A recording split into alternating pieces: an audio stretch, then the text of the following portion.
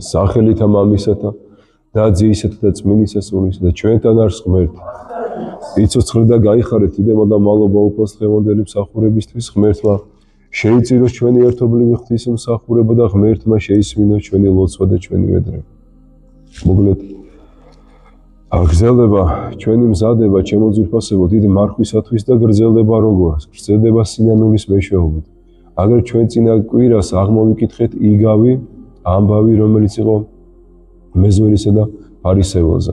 ვფიქრობ რომ იმდენად დიდად მნიშვნელოვანი იყო ეს იგავი ჩვენთვის რომ დააფიქრებდა ალბათ ყველა ადამიანს და ჩაახედებდა საკუთარ თავში. და აგერ დღეს დედა ეკლესია გვთავაზობს იგავს უცხების შვილზე. დიდებული იგავია მართლაც ეს არა მხოლოდ იმიტომ რომ ეს იგავიც თავის თავში ძალიან დიდი სინანულს მოიცავს და სინანულს გვაძლევს ნებისმიერ ადამიანს. არა მხოლოდ იმიტომ რომ ნებისმიერ ადამიანს გვაანახებს თუ ვინ ვართ, რანი ვართ და სად ვართ, სად ვიმყოფებით. არამედ უბრალოდ იმიტომაც რომ ეს იგავი დიდ სინანულთან ერთად მოიცავს ძალიან დიდ იმედსაც კი. მოგეთ რაც შეეხება დღევანდელ იგავს ჩვენ ამაზე არაერთხელ გვისაუბრია, მაგრამ დღესაც მეტნაკლებად შევეხებით იმიტომ რომ ეს იგავი არის მრავლის მომცველი, ასე რომ ვთქვა. სიტუაცია ასეთია. არის მამა და ყავს ორი ძე, უფროსი და უმცროსი ძე. და აგერ უმცროსი შვილი არ ჩერდება მამის სახლში და მამის ქონებიდან თავის წილს მოითხოვს. მამამისიც მშვიდად განუყოფს წილს. აქ რო ვთქვათ, აქ ვიაღვნიშნოთ, მამა აქ არის მამა ღმერთი. ღმერთზე არის საუბარი, ხოლო შვილნი მისი შვილები, როგორც თქვით, ორი ძე, უმცროსი და უფროსი ვაჟი. ეს ვართ ჩვენ ყველანი. და როგორც თქვით, აგერ უმცროსი ძე ქონებას თხოვს მამამის, რაც ჩემი წილია, მომეცი უნდა გავიდეო. და რომ თქვათ, რისთვის მიდის, რისთვის თხოვს თავის ქონებას და რატომ უნდა რომ წავიდეს მამის წიაღიდან, მამის სახლიდან? თავისუფლებისთვის. თავარი მიზანი ამ ძეს ეს აქვს, რომ თავისუფალი ცხოვრება უნდა, ჩემო ძვირფასებო. მაგრამ თავისუფლებასაც ძალიან დიდი მნიშვნელობა აქვს. მას თავისუფლება უნდა და თავისი აღხორცული ცხოვრებისათვის გამოიყენებინა. თავისუფლების სახელით ჩვენმა კაცობრიობამ, ჩემო ძვირფასებო, რა ჩვენმა ერმა უფალს ზურგი აქცია რა. აი როგორ არის აბა დღეს თვალი გადავავლოთ. საერთოდ არ აინტერესებთ არც ეკლესია, არც ღმერთი, მაგრამ რომ მკითხოთ, ჭეშმარიტი ქრისტიანები და მართლმადიდებლები არიან. და აქვე ამბობენ რომ ჩვენ თავისუფლება გვაქვს, თავისუფალინება გვაქვს. აი ეს არასწორმა დამოკიდებულობამ, არასწორმა თავისუფლებამ ნახეთ რა ქნა, საერთოდ ჩამოაშორა ღმერთს. და ისეთმა ადამიანებმა ზურგი აქცია ჩემო ძვირფასებო. და შემდგომად არა მრავალთა დღეთა შეკრიბა ყოველი უმრწემეს მან ძემან და წარვიდა შორსა სოფელსა და მუნ გაანაბნინა ნაყოფი იგი მისი. რამეთო ცხონდებოდა იგი არაწმინდებით. აი როგორც ჩვენ სახარებიდან ვისმენთ, მაშინვე მამამისი წიაღს არ ტოვებს. გარკვეული პერიოდი სახში რჩება მამამისი წიაღში და თითქოს და ასე რომ თქვათ, კიდევ კითხვის ნიშნის ქვეშ არის წავიდეს თუ არ წავიდეს.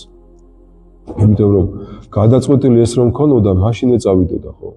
ახაც სახარება როგორც გვასწავლის, არა მრავალთა დღეთა გარკვეული პერიოდი კიდე დააყოფს ყოფნას თავის მამის წიაღში და შემდგომ უკვე თავისუფალი არჩევიდან გამომდინარე ესეთ არჩევას გამოიღებს, რომ უნდა წავიდეს სახლიდან. რატომ წავიდეს სახლიდან და რატომ ვერ აჯობა თავს?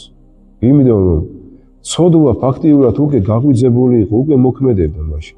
უკვე გასული ქონდა ის ფესვები და არასვენებდა, წარმოიდგინეთ თქვენ რა. არასვენებდა იმიტომ რომ მამის წიაღში წოდვითი ცხოვრებით ვერ იცხოვრებდა, მაგრამ მამის სახლის გარეთ სულ სხვანაირ ცხოვრებას ხედავდა. ქონების ხარჯვას, აი ხა წმინდა მამები გვასწავლიან, ჯერ ისევ ამას ვიტყვი, ვიდრე გადავიდოდნენ. ქონების ხარჯვას ძალიან დიდი მნიშვნელობა აქვს რა. ჩვენ ადრეს გვისაუბრია რომ ძველი აღთქმის პერიოდში მდიდარი ადამიანი იწოდებოდა ხოლმე ისე რომ წყალობა აქვს ღვთისგან მიცემული. ანუ სიმდიდრე ღვთის წყალობის სიმბოლოთი იყო, წარმოიდგინეთ. მაგრამ მათ იცოდნენ თუ როგორ უნდა გამოიყენებინათ უმეტესმა მაინც იცოდეთ როგორ უნდა გამოიყენებიან თავიანთი ქონება. და აი ამ თავიანთი ქონების ხარჯვასაც ძალიან დიდი მნიშვნელობა აქვს რა. თუ შენ ქონებას, გარკვეულ ქონებას, ნუ ხარ მდიდარი და გაქვს დიდი ქონება და სწორედ ხარჯავ, ეს ძალიან დიდი კეთილი საქმეს კი არის, იცით? და ნიჭი არის ეს ღვთისგან ძალიან დიდი. თუ კი შეგიძლია სწორედ გამოიყენო, მაგრამ აი როგორ გამოიყენა აი ამ ახალგაზრდამ თავის ქონება. წარმოიდგინეთ, განაბნინა, როგორც სახარებაში წერია, განაბნინა სად? სიძვაში, მრუშებაში და არაწმინდებაში, როგორც აღმოვიკითხეთ. აი, ეს არის აქტიურად თავისუფალი ცხოვრების თავის და ბოლოს. აი, დღევანდელობაში, დღევანდელ ახალგაზრდებს რო თვალი გადავავლოთ, არა მხოლოდ ახალგაზრდებს, ვისაც რომ თავისუფალი ცხოვრება, თავისუფლება გონიათ, აი ესე ცხოვრობენ რა. თუ უნდა იმას გააკეთებენ, თუ უნდა იმას გააკეთებენ, იმიტომ მათ თავისუფალი არჩევანი აქვს, მაგრამ ეს ასე არ არის რა. თავისუფლება სულ სხვა რაღაცას მოიცავს, სულ სხვა რაღაცას ასწავლის. დღევანდელობაში ჩვენ გვაქვს ეს სიტყვა გამოყენებული ცოტა, ალბათ იმიტომ რომ მისი მნიშვნელობაც კი არ ვიცით რა. და მას ვიყენებთ ჩვენთვის სასიკეთოდ, ოღონდ ჩვენი ხორცისთვის და არა სულისთვის, რა თქმა უნდა. მაგრამ შეხედეთ, აი ამ ჭაბუს რა მოვიდა. განაბნინა მთელი თავისი ცხოვრება, როგორც გითხარით არაწმინდებაში და შემდგომ განსასწრელი ეწვია. ჩამოვარდა შიმშილი, გაჭირვება, უბედურება. და აგერ მე ერთ ქალბატონს მიმართა, რომელმაც ხორების მომვლელად დანიშნა. და წარმოიდგინეთ თქვენ, იმდენად მშიერი იყო ეს ჭაბუკი, რომ ის ღორის სალაფავიც კი ენატრებოდაო, რომ აი ღორის სალაფავით კუჭი გამოიწყო. წარმოიდგინეთ რა დიდ პრობლემაშია ჩავარდნილი და როგორ დიდ განსასწრებელია ჩავარდნილი, მაგრამ აქვე რო თქვათ განსასწრებელი ეს არის არა იმიტომ რომ ეტანჯა ამ ახალგაზრდას არა. ეს განსასწრებელი იყო ღვთის ძალიან დიდი სიყვარულის გამოვლინება. რომ არა განსასწრებელი თავის თავს ვერ დაინახავდა და აგერ დაფიქრდა ეს ჭაბუკი. დაინახა საკუთარი თავი თუ როგორ მოიქცა. ფაქტიურად სინანულში ჩავარდა. აი ეს იყო განსასწრებელმა და მე მინდა თქვენს გთხოვოთ რომ განსასწრებლის დროს არ იწუწუნოთ ხოლმე. უწუწუნებთ, ნუ გეშინიათ პირიქით. როგორც აგერ აი ამის შემთხვევაში არის განსასწრებელი უშუალოდ მოვიდა ღვთის სიყვარულიდან გამომდინარე. ღვთის სიყვარულის გამოვლინება იყო აი ამ ახალგაზრდაში და ჩვენ ცხოვრებაში განსასწრებელი თუ გაქვს, ეს სიყვარულის გამოვლინება ღვთისგან. რაღაცას გვეუბნება, რაღაცას გვასწავლის. აი რას გეუბნება და რას გასწავლის, შენ თვითონ უნდა მიხვდე, შენ თვითონ უნდა იპოვნო პასუხი ჩემო ძვირფასეო. ასე ერთ-ერთ ფსალმოში დავით მეფსალმუნეს უწერია, რომ ვირიც კი ცნობსო თავის პატრონს და თავის ბაგასო და როგორ შეიძლება ადამიანი ვერ ცნობდეს თავის შემოქმედს, ხო? ეს სირცხვილიც არის, წარმოიდგინეთ. და რამდენი ადამიანია ასეთი, რამდენი ახალგაზრდა, რამდენად ეგრეთ წოდებული მართლმადიდებელი ქრისტიანია, ვინც რომ საერთოდ ვერ იცნობს უფალს, წარმოიდგინეთ. და აი ამიტომ არის ხოლმე რომ რაღაცა თუ ჩვენ არასწორად ვიცით, რაღაცა ცუდად ვართ ინფორმირებულები და ასე შემდეგ, და არასწორად ვიქცევით, არასწორი ცხოვრებით, ცხოვრობთ არასწორი წესი გვაქვს ცხოვრებისა, იწყება განსასწრებელი და მანამდე ის არ დამთავრდება განსასწრებელი, მანამ სანამ ჩვენ სწორ გზას არ დავინახავთ და მანამ სანამ არ გამოვასწორებთ ჩვენს არასწორ ცხოვრებას. და ამიტომ ნუ იწუწუნებთ ხოლმე, რომ აი განსასწრებლებში დავიღალე და ასე შემდეგ. პირიქით, ეს დაინახე ღვთის სიყვარული. სხვა რა. და ესე მოვიდა ამასაც. სწორედ აი ამ განსასწრებელმა დაანახა, განსასწრებელმა გამოაფხიზლა, ასე რომ თქვა, აი თანამედროვე ენაზე რო იტყვია ხოლმე, ჭკუაზე მოიყვანა. აი ესეთი რაღაცა მოხდა აი ამ ჭაბუკშიც. აი იმ მწუხარებამ და აი შიმშილმა დაანახა ჭეშმარიტება. და როგორც გითხარით, უკვე იწყება სინანული და უჩნდება სურვილი დაბრუნებისა მამის წიაღში. იმიტომ რომ ჩვენ ხო ვიცით რომ მამის წიაღიდან გამოიყო და წავით. და ნახეთ, დაუკვირდით რა ფიქრობს და რას ამბობს. აღდგე და წარვიდე მამისა ჩემისა და ვქვა მას. მამა უცოდე ცად მიმარდა, წინაშე შენსა და არღარა ღირს ვარმე, წოდება და ძედ შენ და არამედ მყავმე ვითარცა ერთი მუშაკთაგან. ნახეთ რას ფიქრობს. იმას კი არ ფიქრობს მე წავალ ბოდიშს მოვხდი და მამა ჩემი არ არის მეშვილი. არა, ამას არ ფიქრობს, არ მოიდგინე თქვენ. ამის გადნიერება აღარა აქვს ამ კაცს. და ღირსად არ მიიჩნევს თავის თავს, რომ იწოდებოდეს ისეთი მამის ძეთ, როგორი მამაც ყავს და ამბობს, რომ წავალ ღვთისა და მამის წინაშე ბოდიშს მოვიხდი და ვთხოვ, რომ მე ღირსი არა ვარ ვიწოდებოდე შენს ძეთ და დამადგინე როგორც ერთი შენი მუშაკთაგან. იმიტომ რომ თვითონვე ამბობს, თვითონვე ფიქრობს სახარებაში, რომ მამა ჩემის მუშაკებსო, მონებსო და მათსო პურიო, ანუ იმაზე მეტი აქვს, ვიდრე უნდა ჭამო, წარმოიდგინე. აი, როგორი დიდი ძალავს განსასწრებლებს შემოწიფასებულა. ეს უნდა გამოვიყენოთ ხოლმე ჩვენ. ეს განსასწრებლები ჩვენს აი ამ ჭაბუკივით უნდა გამოვიყენოთ გამოსაფხიზლებად. ნახეთ, რომ დავფიქრდე ჩვენ ღმერთმა შექმნა თავის ხატად, თავის მსგავსად, დაუგბადა თავისი შვილებად. და აბა ჩვენი ცხოვრების წესს გადავალოთ, ხო? ღირსები ვართ, ვიწოდებოდეთ უფლის ძეებად. ხა ვიღაცა იტყვის, რატომაც აი ხა შექმნა მე თავის ხატად, თავის მსგავსად, დიახაც. ალბათ ეს რომ დაინახო, უნდა რაღაცნაირად სულიერი თვალი უნდა ქონდეს ახერენი. და სულიერი თვალი რო აგეხილოს, აუცილებლად სინანულში უნდა იყოს მოსვლა. აუცილებლად სინანულში უნდა იყოს მოსვლა. და აი როგორ იქცევა ეს პიროვნები. მარტო იმას კი ეძახოს, რომ აი მე როგორ წოთ მომიკეცი არა. შენდობის მოხდით აპირებს რომ მამამისთან მივიდეს. ანუ აი ეს თავისი ფიქრი, თავისი სინანული უნდა რომ ქმედებაში მოიყვანოს. და ჩვენ ცხოვრებაშიც ასე არის. მარტო სინანული არაფერს არ მოგცემს, თუ ეს სინანული ქმედებაში არ მოიყვანეს შემდეგ. დაადგა და მივიდა იგი მამისათვისა. დაუკვირდით. და ვიდრე შორსღა იყო, იხილა იგი მამამან მისმან და შეეწყალა და მირბიო და იგი და დავარდა ქეთსა ზედა მისა და ამბობს უყოფდა მას. და არქვა მას ზემანმან. მამა უცოდე ცად მიმართა წინაშე შენსა და არღარა ვარ მე ღირს წოდება ძედ შენ. აი შეხედეთ როგორი საოცარი სიტყვები აქვს სახარების.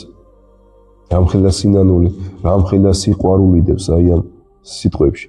ეს ადგილი, ეს ეპიზოდი სახარებიდან წარმოიდგინეთ ეს შვილის დაბრუნება, მამის დახვედრა, მამის ქმედება ნამდვილად მომცემია ძალიან დიდი იმედისა, ძალიან დიდი სიხარულისა, იმიტომ რომ როგორც აგერ აღმოვიკითხეთ, როგორც კი დაინახა მამამ, რომ შორის უკვე მოდის შვილი, მანამ სანამ რამე სიტყოდა, მაშინვე გაიქცა და თავის შვილს ჩაიხუდა და როგორც წერია, დავარდა ქეთსა მისა. და შემდგომ უკვე ცეცეუბნება, რომ ღირსი არა ვარ, რომ შენი შვილად წოდებისა და შენდობას თხოვს. ნამდვილად ეს დასამახსოვრებელია ეს ადგილი, ეს სიტყვები ნებისმიერი მართლმადებელი ადამიანისთვის. იმიტომ რომ როგორც გითხარით, მხოლოდ სინანული არაფერი არ არის, თუ ქმედება არა. და თუ კი დაინახავს უფალი ჩვენს სულ მცირე მცდელობასაც კი, რომ ნაბიჯი უნდა გადავდგათ ღვთისკენ, დამიჯერეთ რა. ვერ დაასწრებ სიყვარულში. რატომ? იმიტომ რომ თავად არის სიყვარულის წყარო.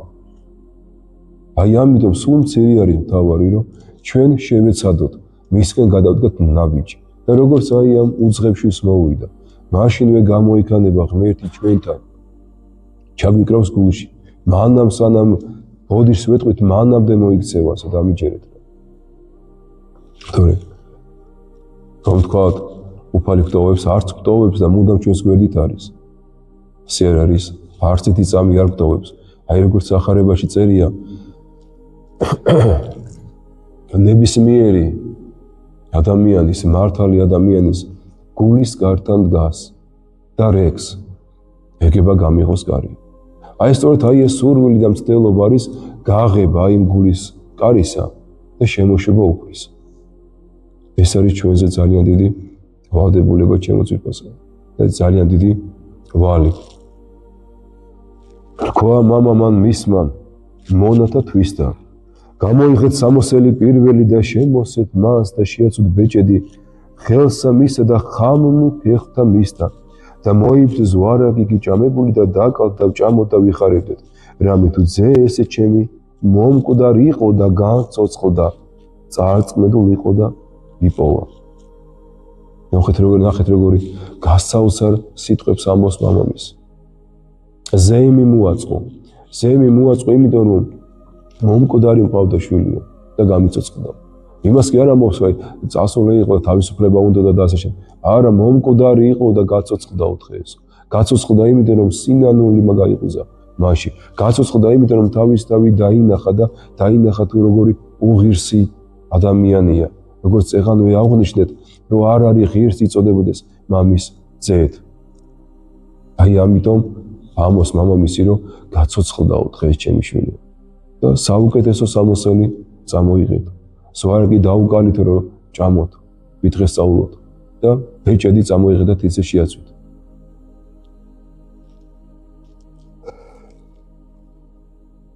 ნახეთ ძმა, უფროსი ძმა, ამ დროს არის ველზე და ბრუნდება.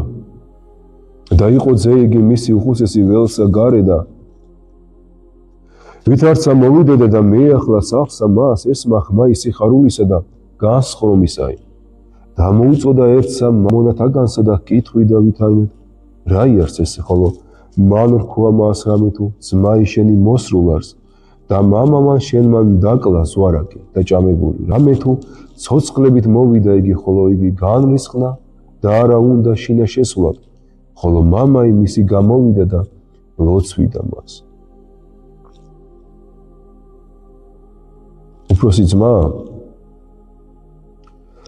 ფაქტიურად თავის ძმას უპირისპირდება, თავის ცოდვილ ძმას უპირისპირდება და როგორც მართალი, როგორც მამის მორჩილი, როგორც ცნებათა აღმსრულებელი თავს იმართლებს და აყვედრის კიდეს მამამის. არა და ამ დროს არის ფარისეულად მორჩილი, მრისხანე, შურიანი, გულსი უსიყვარულო, იმიტომ რომ როგორ შეიძლებოდა თუ კი ნამდვილად ეს მოსიყვარული ადამიანი იყო, არ გახარებოდა მამამისისავით თავისი ძმის დაბრუნება, მაგრამ მას არ გაუხარდა. აი გავიხსენოთ როგორ იყო მეზვერისა და ფარისევლის სიგავში, როგორ განიკითხა და თავისთავი რომ დიდად მოიტანა. აი მსგავსი რაღაცა მოუვიდა აი ამ უფროს მასაც. და ჩემო ძვირფასებო, ეს რა მდგომარეობა აგიხსნით. ესეთ მდგომარეობა შეიძლება ნებისმიერი ჩავარდით. აი თუ კი შენ აღამსარებლად იწოდები, მაზიარებლად იწოდები და შენ ვისმეს იქ შურს, აი ეს სიტყვები სახარებიან შენზე არის აუცილებლად. გაგახსენებს აუცილებლად შენ თავს. გარეგნული შეხედულება, გარეგნული დამოკიდებულობა დამღუპველია ყოველთვის. შეიძლება ჩვენ დღევანდელობაში გამოვიყურებოდეთ ძალიან სამაგალითოდ, ძალიან მშვიდებად, ძალიან მოსიყვარულეებად. და ჩვენს გვერდით ვინმე ისეთი ყოფი ადამიანი, რომელიც რომ ჯერჯერობით ეკლესიის გზა ვერც უნახია, ან ნახა და ისეთი ვერ არის, როგორიც უნდა იყოს. წარმოიდგინეთ, შეიძლება ჩვენი ერთ დღეს გაგვასროს დამიჯერეთ რა. და ამისი მაგალითები სახარებაში არის ძალიან მრავლად. ამ პარტავნება დამღუპველია, გავიხსენოთ მთავარ ანგელოს რა მოვიდა. ამ პარტავნებამ დემონად აქცია. გავიხსენოთ რა მოვიდა ერთ-ერთ მოციქულს. მაცხოვრის გვერდით ყოფ მოციქულს რა მოვიდა ჩემო ძვირფასებო. გაყიდა მაცხოვარი.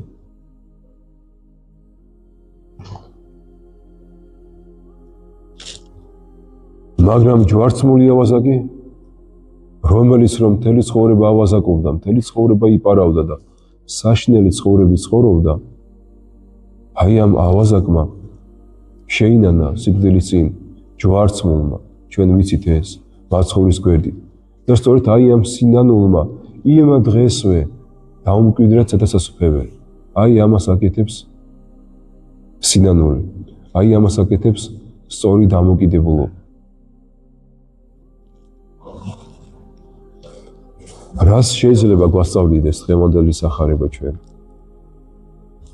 კი ვისაუბრე, კი ალბათ მიხვდით, მაგრამ პირდაპირ მინდა გითხრათ ის, რომ აქ როგორც თავში ვიაღვნიშნე, მამა არის მამა ღმერთი, ძე ვართ ჩვენ ყველანი, უმცროსი და უფროსი ძეები. უპირველეს ყოვლისა ჩვენ უნდა ვიცოდეთ ის, რომ მამის წიაღიდან წასვლა აუცილებლად დამღუპველია. არ არსებობს სიცოცხლე ეკლესიის გარეთ გამორიცხული არა. მამის წიაღის გარეთ სიცოცხლე არ არსებობს. თუ კი რამე გვაქვს მოცემული,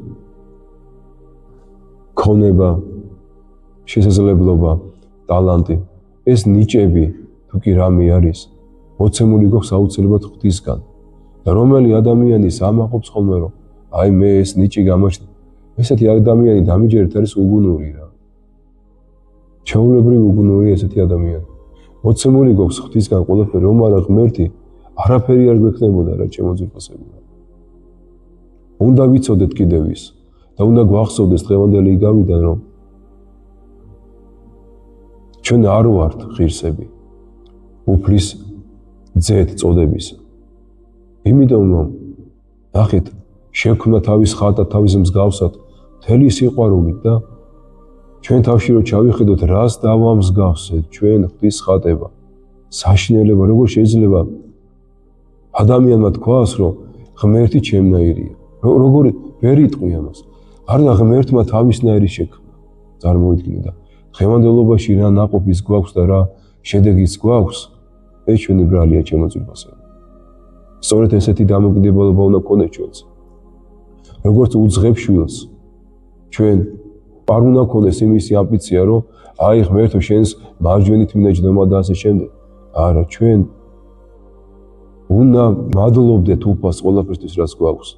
და დიდი კრძალვით, დიდი სიყვარულით და დიდი იმედით უნდა ვევედრებოდეთ უფალს, რომ სადღაც იქ სასופელის კარის კუთხეში მაინც დაგვიმკვიდროს ადგილი. ეს არის და ეს.